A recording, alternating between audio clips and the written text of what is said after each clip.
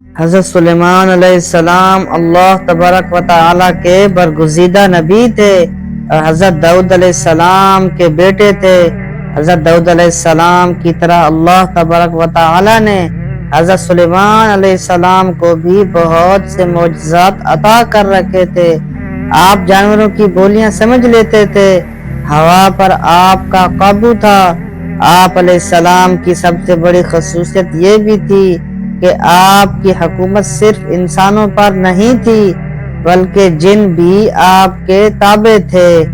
حضرت سلیمان علیہ السلام نے جب دیکھا کہ اللہ نے ان کے لیے دنیا کو وسیع کر دیا اور دنیا ان کے ہاتھ میں ہو گئی تو کہنے لگے، اے میرے معبود، اگر مجھے اجازت دیں کہ میں تیری تمام مخلوقات کو پورے سال کھلاؤں تو بہتر ہوتا۔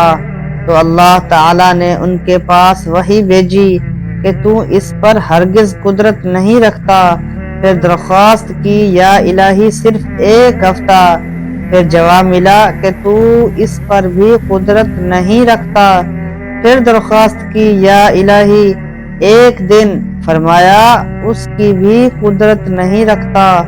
بہرحال اللہ تبارک و تعالی نے ایک دن کی اجازت دے دی تو حضرت سلیمان علیہ السلام نے تمام جنات اور انسانوں کو حکم دیا کہ وہ تمام کے تمام ان چیزوں کو جو زمین پر حلال ہیں، یعنی گائے، بیل، بکریاں، دمبے وغیرہ، ان تمام کو جو جنس حیوان میں سے ہیں، یعنی پرندے وغیرہ، جب وہ جن و انس نے ان چیزوں کو جمع کر لیا تو اس کے لیے بڑی بڑی دیگیں تیار کی گئیں۔ پھر ان جانوروں کو ذبح کیا گیا اور ان کو پکایا گیا اور ہوا کو حکم دیا گیا کہ کھانے پر چلیں تاکہ خراب نہ ہو۔ پھر کھانوں کو جنگل میں پھیلا دیا گیا۔ اس کا طول 1 مہینے کی مسافت کے برابر تھا اور اس کا عرض بھی اتنا ہی تھا۔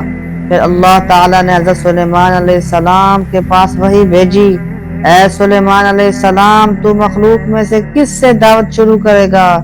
تو حضرت سلیمان علیہ السلام نے فرمایا کہ میں دریا کے جانوروں سے شروع کروں گا۔ تو اللہ تعالیٰ نے بحر محیط کی ایک مچھلی کو حکم دیا کہ وہ حضرت سلیمان علیہ السلام کی ضیافت میں سے کھائے۔ چنانچہ اس مچھلی نے سر اٹھایا اور کہا، اے سلیمان علیہ السلام، میں نے سنا ہے کہ تو نے ضیافت کا دروازہ کھول دیا ہے اور میری ضیافت تو کرے گا۔